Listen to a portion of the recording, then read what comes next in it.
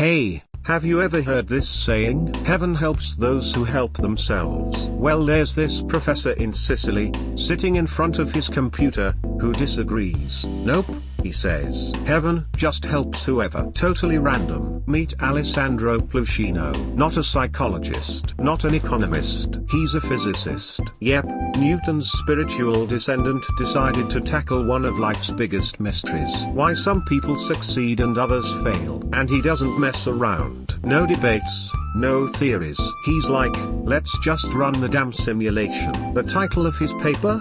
Talent versus Luck, the role of randomness in success and failure. Sounds like a video game, right? Your intelligence and your luck will now duel. Let me walk you through how this game works. So first, the screen shows a grey grid, and there are 1,000 little black stick people wandering around. Each one gets a random talent score between 0 and 1. Most are somewhere in the middle. Geniuses are rare, just like real life. Then, he tosses green dots luck, and red dots bad luck, all over the grid, completely at random. Once the simulation starts, all those little people start moving around like Sims characters. When they hit a green dot, boom, something good happens. Maybe their wealth doubles, but only if they have some talent. The more talent, the better their odds of capitalizing on that luck. But if they hit a red dot, tough luck, no exceptions. Half their wealth gone. That's life,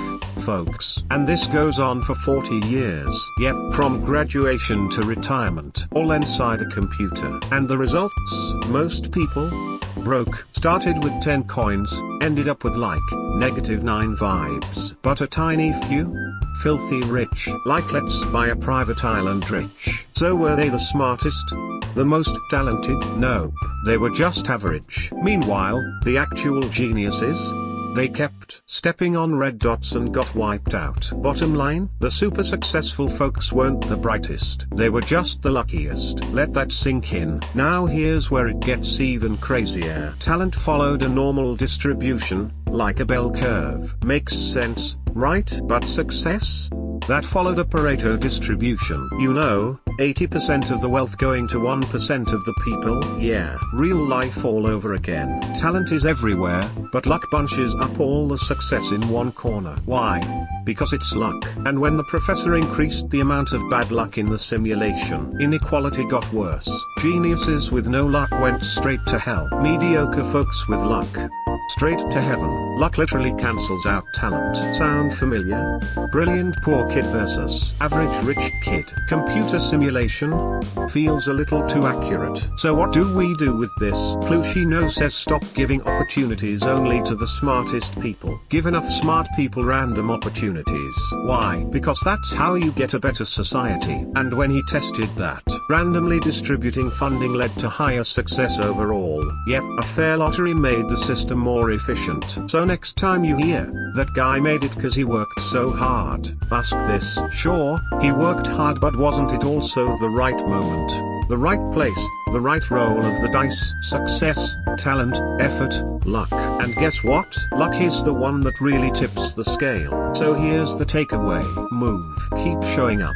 Keep rolling the dice. The more you move, the higher your odds of bumping into a green dot. One green dot can change everything. Now let's talk about this ancient philosophy that agrees with all this. It's called Unchilgisam in Korean. Literally luck 7, skill 3. As in, 70% of life is pure luck. This idea isn't new. It goes all the way back to a Chinese classic called Strange Tales from a Chinese Studio by Pu So-ling. There's this story about a poor scholar. Hardworking, smart, burning midnight oil every night. But somehow, all his dumb friends keep passing exams while he keeps failing. One day he gets fed up and storms up to heaven, yelling at the Jade Emperor. This is unfair.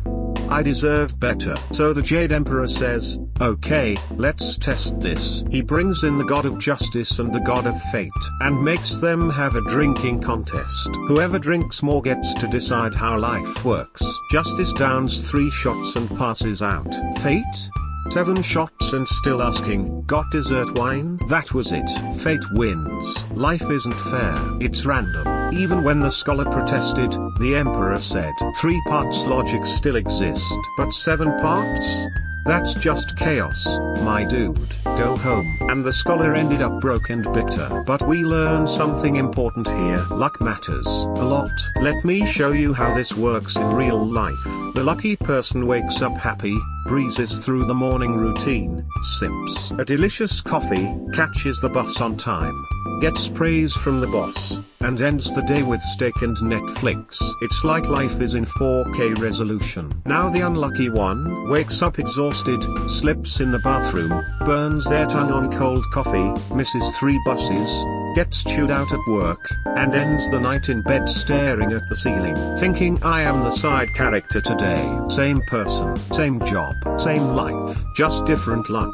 Because luck isn't just an event, it's a whole mood. But wait, should we rely only on luck? No way. Relying on luck alone is dangerous. You get lazy, you stop trying. Then when the luck dries up, you can't start again. You're stuck in your bad habits. Even worse is when someone has no luck and also doesn't try. They just expect others to help. But help is credit, not charity. And credit runs out. So what's the answer? You still have to move. Even when luck isn't on your side. Because luck doesn't announce its arrival. It just shows up. And it only shows up for the people who are out there moving. Like, if you wanna get hit by rain, you gotta step outside. Refreshing as a storm may be, it doesn't come to your couch. Now, let's talk about routines. Routines are your secret weapon. Because guess what? Luck loves people with habits. Waking up early, walking every day, writing 1 page, saving $1, reading 10 minutes. Tiny actions, right?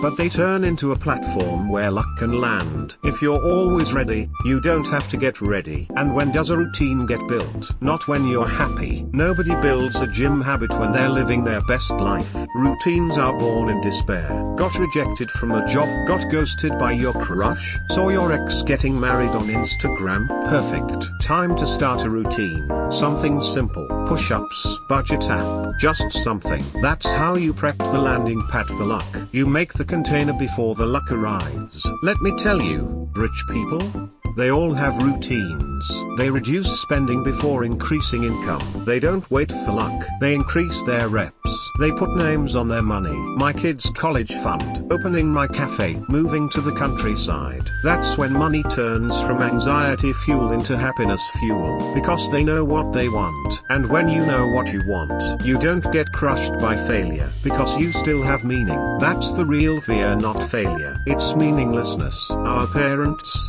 they worked hard, sure, but most of them didn't chase dreams, they just ran from disaster. That's why a lot of them don't know what happiness looks like. But we can do better. How? By allowing ourselves to feel genuine envy. Yes, you heard me. Envy isn't evil, it's honest. Jealousy says, you shouldn't have that. Envy says, wow, I want that too. And that's okay. Good friends say, you want that? Let me show you how. Fake friends say, nah, that's not for people like us. And then go secretly try it themselves. Now let's talk about money and stress. You'll never get rid of stress. And you shouldn't. Stress with direction? That's just ambition. Same with money. Money with no purpose is a void. Money with a goal is a motor. And once you experience enough, you build intuition. You start to say, that's not worth it. Don't buy it. This place always makes me feel good. This one's worth spending on. You don't need a spreadsheet. You just know. That's called philosophy. And it's earned. So remember, success is luck. But luck doesn't come to everyone. It comes to the ones who are prepared. The ones who keep moving. The ones who kept their eyes open. The ones who turned pain into practice. The ones who named their dreams. The ones brave enough to admit what they want. So tonight, before bed, ask yourself, did I build one more container today, just in case luck stops by tomorrow? Because maybe, just maybe, the moment you were building that container, luck was already on its way.